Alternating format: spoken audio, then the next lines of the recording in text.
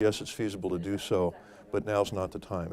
There's a lot of work that needs to be done first. That's what representatives from Emergency Services Consulting International had to say in regards to the potential for a merger between the Grand Traverse Metro and Traverse City Fire Departments. The Oregon-based consultant team spent the last several months gathering data from both departments that ultimately revealed that there would be no big cost savings to a merger because it would require almost the same number of employees to be effective in the community. Fundamentally, this is not a financial question. It's not a matter of we're going to save a lot of money.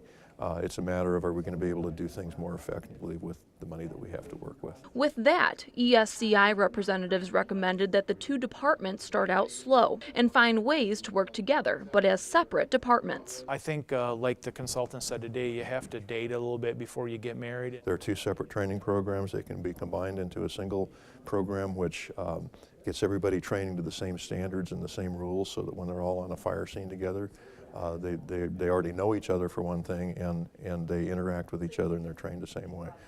Fire prevention, code enforcement, public education activities, same thing. Something that both sides agree is a good possibility for the time being. The report had a lot of good recommendations in there, things that I think the city and Metro Authority should be working on, regardless of whether or not the report came out. The merger, I think, is something that would be years off, but the functional and operational services, absolutely. And I would really think that that's the direction that our board's going to tell us to do. In Grand Traverse County, Megan Morelli, 7 and 4 News.